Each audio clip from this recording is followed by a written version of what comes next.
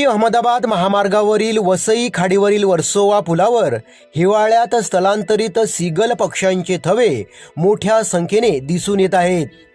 हे पक्षी पर्यटकांचे आकर्षण ठरत आहेत। हे पक्षी परदेशी पाहुणे म्हणून ओळखले जातात। या भागात मासेमारी आणि खाण्याच्या शोधात ते येत असतात।